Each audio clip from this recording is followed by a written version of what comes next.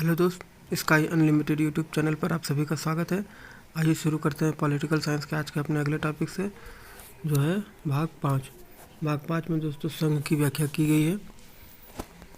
और दोस्तों संघ की व्याख्या अनुच्छेद 52 से लेकर अनुच्छेद 151 तक है। हमारा आज का टॉपिक है दोस्तों संघ की कार्यपालिका या संघीय कार्यपालिका, जिसका वर्णन अनुच्छेद 52 से लेकर 178 तक किया गया है। संघ की कार्यपालिका के अंतर्गत निम्न आते हैं: पहला राष्ट्रपति, दूसरा उपराष्ट्रपति, तीसरा प्रधानमंत्री, चौथा मंत्रिमंडल, पांचवा महान्यायवादी। इन पांचों को मिलाकर भारत की कार्यपालिका का निर्माण होता है। भारत की कार्यपालिका का निर्माण दोस्तों उपयुक्त 5 पदों को मिलाकर बनता है, जिसमें से पहला है राष्ट्रपति। राष्ट्रपति दोस्तों राज्य का प्रमुख होता है तथा वह एकता, अखंडता और सुदृढ़ता का प्रतीक है। राष्ट्रपति देश का प्रथम नागरिक होता है। और राष्ट्रपति पद की योग्यता दोस्तों, योग्यता अनुच्छेद 58 के अंतर्गत इसकी व्याख्या की गई है, जिसमें पहला है वह भारत का नागरिक होना चाहिए, वह 35 वर्ष की आयु पूरी कर चुका हो, लोकसभा का सदस्य निर्वाचित होने योग्य हो और वो चुनाव के समय या निर्वाचन के समय लाभ का पद धारण न करता हो। दोस्तों ये राष्ट्रपति के पद की योग्यता है अनुच्छेद 58 के अंतर्गत। अगला है दोस्तों निर्वाचन। राष्ट्रपति का निर्वाचन मंडल के सदस्यों के द्वारा होता है, जिसमें पहले हैं संसद के दोनों सदनों के निर्वाचित सदस्य, राज्य विधानसभा के निर्वाचित सदस्य, दिल्ली और पुडुचेरी विधानसभा के निर्वाचित सदस्य। दोस्तों इसमें ध्यान देने योग्य बात यह है कि राष्ट्रपति के निर्वाचन में मनोनीत सदस्य का कोई योगदान नहीं होता है। इस बात को दोस्तों ध्यान रखिएगा। फिर दोस्तों हमारा अगला है निर्वाचन प्रक्रिया। राष्ट्रपति का चुनाव दोस्तों अप्रत्यक्ष रूप से गुप्त मतदान प्रक्रिया के तहत होती है। राष्ट्रपति का निर्वाचन समानुपातिक प्रतिनिधित्व व एकल संक्रमणीय मत पद्धति के अनुसार गुप्त मतदान के द्वारा होता है। समानुपातिक प्रतिनिधित्व व एकल संक्रमणीय पद के द्वारा एक व्यक्ति जितनी बार चाहे राष्ट्रपति पद पर निर्वाचित हो सकता है। राष्ट्रपति के निर्वाचन से संबंधित विवादों का निपटारा उच्चतम न्यायालय सुप्रीम कोर्ट करता है। यदि सदस्य जो चुनाव लड़ता है, यदि उसका सदस्यता अपूर्ण है तो चुनाव अवैध नहीं होगा। सदस्य का निर्वाचन अवैध घोषित होने पर उसके द्वारा किए गए कार्य अवैध नहीं होते हैं। राष्ट्रपति पद के उम्मीदवार के लिए 50 प्रस्तावक तथा 50 अनुमोदकों की आवश्यकता होती है और इनकी जमानत राशि 15,000 रुपये है। जमानत राशि दोस्तों अक्सर नॉन सीरियस कैंडिडेट्स के लिए लगाया जाता है। और दोस्तों राष्ट्रपति के पद के लिए वोट का 1/6 भाग पूरे वोट का जिस कैंडिडेट को प्राप्त नहीं होता है वह अपनी जमानत खो देता है। फिर दोस्तों हमारा अगला है शपथ। राष्ट्रपति को दोस्तों शपथ उच्चतम न्यायालय का मुख्य न्यायाधीश दिलवाता है और उसके अनुपस्थिति में या किसी कारणवश मुख्य न्यायाधीश उपस्थित न हो तो उसके अनुपस्थिति में उच्चतम न्यायालय का वरिष्ठ न्यायाधीश शपथ दिलवाता है। अगला है दोस्तों शर्तें। राष्ट्रपति पद के लिए दोस्तों मुख्यतः 2 शर्त अनिवार्य हैं। पहला, वक्त राष्ट्रपति के निर्वाचन के समय वह किसी भी सदन का सदस्य न हो और अगर वो हो तो उसको त्याग दे। और दूसरा, राष्ट्रपति के पद के निर्वाचन के समय वह लाभ का पद धारण न करता हो। फिर हमारा अगला है दोस्तों राष्ट्रपति पद के विशेषाधिकार। राष्ट्रपति पद का दोस्तों प्रथम विशेषाधिकार यह है कि राष्ट्रपति पद पर बने रहने तक राष्ट्रपति पर कोई भी कार्यवाही या कानूनी कार्यवाही या विधिक कार्यवाही नहीं हो सकती। राष्ट्रपति की गिरफ्तारी नहीं हो सकती, राष्ट्रपति जेल नहीं जा सकते जब तक वह राष्ट्रपति के पद पर बने हुए हैं। और यदि उन पर महाभियोग लगाया जाता है तो उससे पहले 2 महीने की पूर्व ही नोटिस दी जाती है। राष्ट्रपति के पद का कार्यकाल दोस्तों 5 वर्ष तक के लिए होता है। 5 वर्ष के बाद भी राष्ट्रपति अपने पद पर बना रह सकता है जब तक कि नए राष्ट्रपति का निर्वाचन न हो जाए। ऐसा इसलिए होता है दोस्तों ताकि राज अंतराल न हो। और दोस्तों राष्ट्रपति को 5 वर्ष से पहले महाभियोग चलाकर हटाया जा सकता है, जिसके व्याख्या अनुच्छेद 61 में की गई है राष्ट्रपति के महाभियोग की। और राष्ट्रपति अपना त्यागपत्र उपराष्ट्रपति को सौंपता है। अगला है दोस्तों महाभियोग। महाभियोग की व्याख्या भारतीय संविधान के अनुच्छेद 61 में की गई है। महाभियोग दोस्तों संविधान का उल्लंघन और संविधान के अतिक्रमण होने पर लगाया जाता है। महाभियोग किसी भी सदन में 1/4 सदस्यों के हस्ताक्षर के द्वारा महाभियोग लगाया जा सकता है, किंतु ऐसा करने से पूर्व राष्ट्रपति को 14 दिन के पहले ही नोटिस देना होता है। दोस्तों महाभियोग किसी भी सदन में लाया जा सकता है और उस सदन में 2/3 सदस्य द्वारा पारित होने के बाद ही दूसरे सदन में यह जाता है। फिर दूसरा सदन इस आरोपों की जांच करता है और यदि आरोप सिद्ध हो जाते हैं तो महाभियोग की प्रक्रिया पूरी होती है और राष्ट्रपति को अपना पद त्यागना। अगली लाइन दोस्तों बहुत ही इम्पोर्टेंट है। महाभियोग में संसद के मनोनीत सदस्य भी भाग लेते हैं, जबकि राष्ट्रपति के निर्वाचन में मनोनीत सदस्य भाग नहीं लेते हैं, किंतु राष्ट्रपति के महाभियोग में संसद के मनोनीत सदस्य भाग लेते हैं।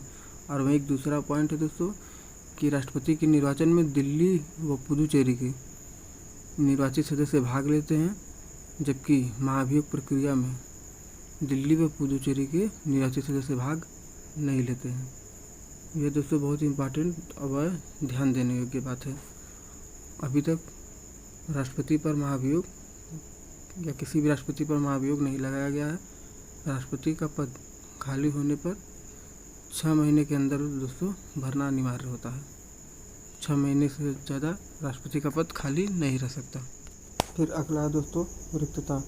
राष्ट्रपति का पद निम्न 5 तरीके से रिक्त हो सकता है। पहला कार्यकाल की समाप्ति के द्वारा, दूसरा त्यागपत्र द्वारा, तीसरा महाभियोग द्वारा, चौथा मृत्यु होने पर या पद के योग्य न हो या अवैध निर्वाचन होने पर। 5 वर्ष की अवधि पूरी होने पर कार्यकाल की समाप्त हो जाती है। त्यागपत्र उपराष्ट्रपति को संबोधन करके राष्ट्रपति अपना त्यागपत्र देता है। महाभियोग द्वारा अनुच्छेद 61 के अनुसार महाभियोग की प्रक्रिया द्वारा राष्ट्रपति का पद रिक्त हो सकता है। चौथा मृत्यु होने पर और पांचवा पद के योग्य न हो या अवैध निर्वाचन।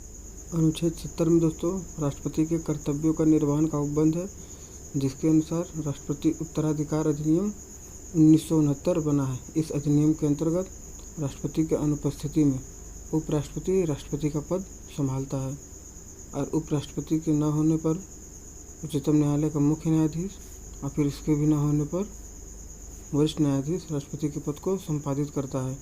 यह प्रक्रिया दोस्तों राष्ट्रपति उत्तराधिकार अधिनियम 1969 के अंतर्गत चलती है। फिर दोस्तों राष्ट्रपति के वेतन एवं भत्ते। राष्ट्रपति का दोस्तों वर्तमान वेतन 5 लाख रुपये है और यह पूर्णतः आयकर मुक्त होता है। राष्ट्रपति को निःशुल्क निवास स्थान व संसद द्वारा स्वीकृत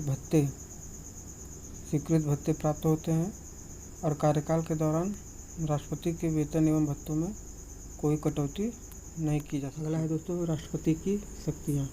हमारे संविधान में दोस्तों राष्ट्रपति की शक्तियों का बहुत ही व्यापक वर्णन किया गया है। तो आइए देखते हैं। पहला कार्यकारी शक्तियाँ। इस कार्यकारी शक्तियों के अंतर्गत दोस्तों राष्ट्रपति महान्यायवादी की नियुक्ति करता है। वह इलेक्शन कमीशन के मुख्य चुनाव आयुक्त व अन्य चुनाव आयुक्तों की नियुक्ति करता है। यूपीएससी के अध्यक्ष की नियुक्ति करता है। राज्यपाल की नियुक्ति करता है विभिन्न राज्यों में। वह SC/ST आयोग व OBC आयोग के अध्यक्ष की नियुक्ति करता है। फिर अगला आता है दोस्तों विधायी शक्तियाँ। इस विधायी शक्तियाँ के अंतर्गत दोस्तों वह संसद की कार्यवाही बुलाता है एवं स्थगित करता है तथा संसद के संयुक्त अधिवेशन की बुलाता है। संसद के संयुक्त अधिवेशन को बुलाता है। फिर अगला है दोस्तों वित्तीय शक्तियाँ। इस वित्तीय शक्तियों के अंतर्गत वह वित्त आयोग के गठन की अनुमति देता है। वह बजट प्रस्तुत करने की अनुमति देता है।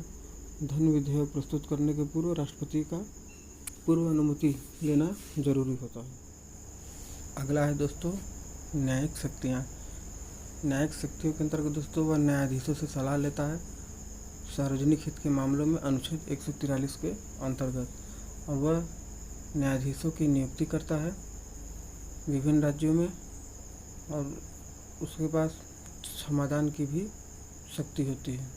फिर अगला है दोस्तों कूटनीतिक शक्ति। भारत के जो भी संधि या समझौते विभिन्न देशों से होते हैं वह राष्ट्रपति के नाम। देश के राजदूतों व उच्चायुक्तों को विदेश भेजना व विदेश के राजदूतों या उच्चायुक्तों का भारत में स्वागत करना राष्ट्रपति के कूटनीतिक कार्य के अंतर्गत या कूटनीतिक शक्ति के अंतर्गत आता है। अगला है दोस्तों सैन्य शक्ति। भारत में राष्ट्रपति सेना का सर्वोच्च अधिकारी होता है। युद्ध की घोषणा व युद्ध की समाप्ति राष्ट्रपति करता है संसद की अनुमति से। अगला है दोस्तों आपातकालीन शक्ति।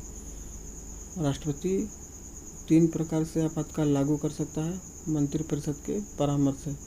पहला है अनुच्छेद 352 के अनुसार बाह्य आक्रमण या सशस्त्र विद्रोह। फिर दूसरा आता है अनुच्छेद 356 के अनुसार राज्य के संवैधानिक तंत्र विफल होने पर। फिर तीसरा दोस्तों अनुच्छेद 360 वित्तीय आपातकाल। अगला है दोस्तों वीटो शक्ति। वीटो शक्ति दोस्तों राष्ट्रपति के पद को बहुत ही व्यापक शक्ति देता है। वीटो का शाब्दिक अर्थ होता है रोकना या निषेध अधिकार। अनुच्छेद 111 के तहत विधेयक के साथ प्रस्तुत विधेयक जो राष्ट्रपति के पास प्रस्तुत होता है उसके साथ राष्ट्रपति 3 कार्य कर सकते हैं। या तो स्वीकृति दे सकता है या विधेयक को सुरक्षित रख ले या कोई निर्णय न दे यदि कोई विधेयक जल्दीबाजी में या असंवैधानिक कानून के आधार पर हो, या विधेयक को वो पुनर्विचार के लिए भेज सकता है। दोस्तों वीटो मूलतः 4 प्रकार की होती है किंतु भारत में 3 प्रकार के वीटो की ही व्याख्या की गई है। पहला होता है दोस्तों अत्यंतिक या एब्सोल्यूट वीटो। दूसरा होता है निलंबनकारी वीटो। तीसरा पॉकेट वीटो और चौथा विशेषित वीटो। भारत के संविधान में दोस्तों इसी 3 प्रकार के वीटो की व्याख्या की गई है। अत्यंतिक वीटो, निलंबनकारी वीटो और पॉकेट वीटो। तो ये दोस्तों देखते हैं अत्यंतिक वीटो।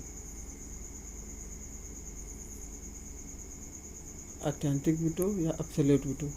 इस वीटो में दोस्तों वह अपनी राय सुरक्षित रख लेता है और अधिनियम को पारित नहीं होने देता है। 1954 में डॉक्टर राजेंद्र प्रसाद ने राष्ट्रपति पद पर रहते हुए पेप्सू विनियोग के संदर्भ में अत्यंतिक वीटो। फिर अगला है दोस्तों सस्पेंडिंग वीटो या निलंबनकारी वीटो। निलंबनकारी वीटो। इस वीटो में राष्ट्रपति प्रस्तुत विधेयक को पुनर्विचार के लिए भेजता है किंतु यदि सदन दोबारा उसे राष्ट्रपति के समक्ष प्रस्तुत करता है तो राष्ट्रपति बाध्य होता है उस पर सहमति देने के लिए। धन विधेयक के संबंध में सस्पेंडिंग वीटो या निलंबनकारी वीटो राष्ट्रपति प्रयोग नहीं कर सकता है। दोस्तों निलंबनकारी वीटो का प्रयोग एपीजे अब्दुल कलाम ने सन 2006 में ऑफिस ऑफ प्रॉफिट विधेयक के लिए किया था। राष्ट्रपति जब विधेयक को पुनर्विचार के लिए भेजता है तो भारतीय संसद विधेयक को साधारण बहुमत द्वारा पारित कराकर विधेयक को पुनः राष्ट्रपति के समक्ष प्रस्तुत करती है और राष्ट्रपति उसे सहमति देने के लिए बाध्य होता है। जबकि यूएसए में पुनर्विचार के लिए जो भी विधेयक भेजा जाता है उसे विशेष बहुमत द्वारा पारित कराना होता है। अगला है दोस्तों पॉकेट वीटो। इस वीटो के अंतर्गत राष्ट्रपति चाहे तो विधेयक को लंबे समय तक के लिए रोके रह सकता है क्योंकि हमारे संविधान में विधेयक को पास कराने के लिए कोई निश्चित समय सीमा का निर्धारण नहीं है। इसलिए इस वीटो का प्रयोग राष्ट्रपति लंबे समय तक रोकने के लिए प्रयोग कर सकता है। इस पॉकेट वीटो में दोस्तों विधेयक को राष्ट्रपति न तो स्वीकृति देता है और न ही अस्वीकृति देता है बल्कि विधेयक को वह अनिश्चित काल के लिए रोक लेता है। इसका उदाहरण ज्ञानी जैल सिंह के द्वारा राष्ट्रपति पद पर रहते हुए 1986 के भारत डाक संशोधन अधिनियम के लिए इसका प्रयोग किया गया था। यूएसए में दोस्तों 10 दिन की समय सीमा निर्धारित की गई है। पॉकेट वीटो के संदर्भ में दोस्तों व्याख्या करते हुए यूएसए और इंडिया के संविधान में व्याख्या के अंतर्गत उक्ति कही जाती है जो है pocket of Indian president is bigger than USA president. अगला है दोस्तों अध्यादेश जारी करने की शक्ति। अध्यादेश जारी करने की शक्ति दोस्तों अनुच्छेद 123 के अंतर्गत दिया गया है। सार्वजनिक हित के मामले में राष्ट्रपति अध्यादेश जारी करता है और राष्ट्रपति अध्यादेश जारी करता है जब संसद न चल रहा हो या संसद स्थगित हो, तब राष्ट्रपति अध्यादेश जारी करता है। इस अध्यादेश का प्रभाव दोस्तों अध्यादेश जारी करने के 6 सप्ताह के भीतर तक ही होता है। राज्य सूची के संदर्भ में राष्ट्रपति अध्यादेश जारी नहीं कर सकता और संविधान संशोधन हेतु राष्ट्रपति अध्यादेश जारी नहीं कर सकता है। अगला है दोस्तों क्षमादान की शक्ति। अनुच्छेद 72 में राष्ट्रपति के क्षमादान की शक्ति के बारे में व्याख्या की गई है। राष्ट्रपति क्षमादान की शक्ति का प्रयोग जब विधि के विरुद्ध न्याय हो या सैन्य मामले में दिए गए सजा में और मृत्युदंड की सजा में राष्ट्रपति अपने क्षमादान की शक्ति का प्रयोग करता है।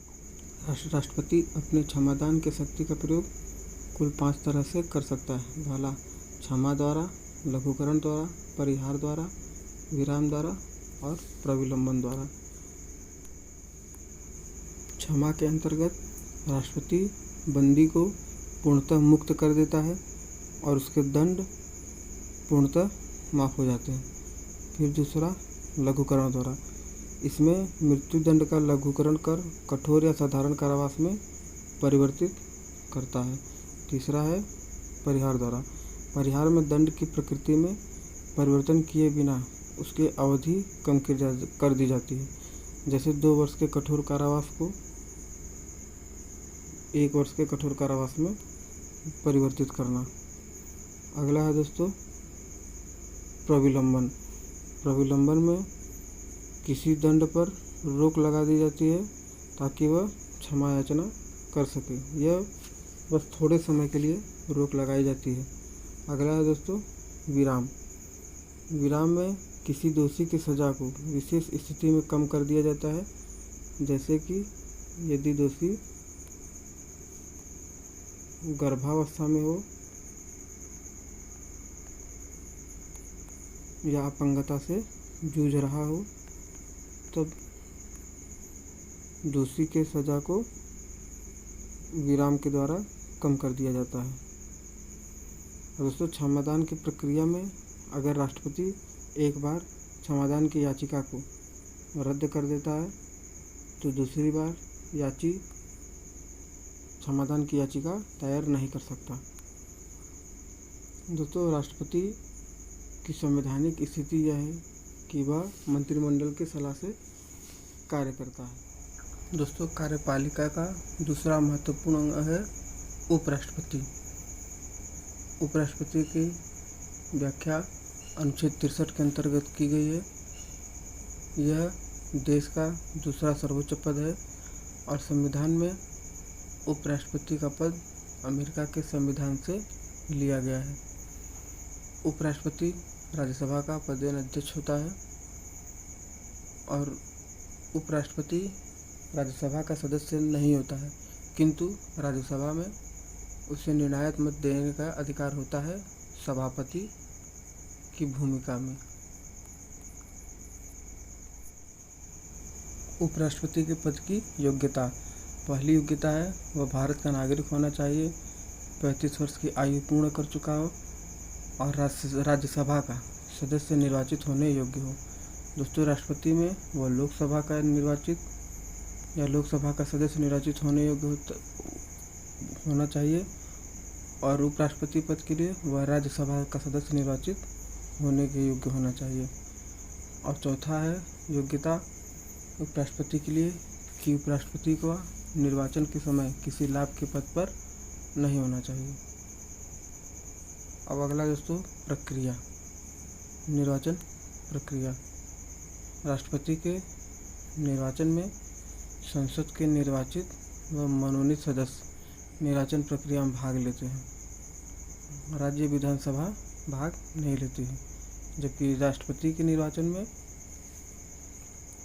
संसद के सिर्फ निर्वाचित सदस्य भाग लेते हैं और दिल्ली व पुडुचेरी के निर्वाचित सदस्य भाग लेते हैं।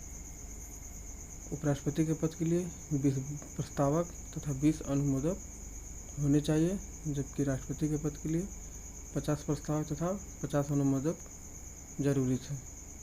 जमानत राशि दोस्तों बराबर है। उपराष्ट्रपति के पद के लिए भी 15,000 और राष्ट्रपति के पद के लिए भी 15,000 जमानत राशि। उपराष्ट्रपति दोस्तों राष्ट्रपति के समक्ष या उसके द्वारा नियुक्त किसी व्यक्ति के समक्ष शपथ लेता है। अगला आता है पदावधि। उपराष्ट्रपति का कार्यकाल 5 वर्षों का होता है। उपराष्ट्रपति अपना त्यागपत्र राष्ट्रपति को संबोधित करता है। उपराष्ट्रपति को संकल्प पारित कर हटाया जा सकता है, जिसे राज्यसभा के सदस्यों द्वारा बहुमत से पारित किया गया हो तथा लोकसभा भी सहमत हो।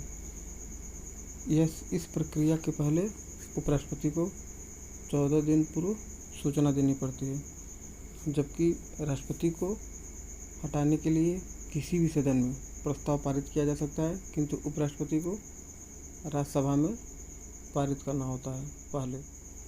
उपराष्ट्रपति तब तक पद पर बना रहता है जब तक कि अगला उपराष्ट्रपति पद ग्रहण न कर ले। उपराष्ट्रपति से संबंधित विवाद का निपटारा उच्चतम न्यायालय करता है। उपराष्ट्रपति अनुच्छेद 65 के अंतर्गत राष्ट्रपति का पद खाली रहने पर राष्ट्रपति की तरह कार्य कर सकता है।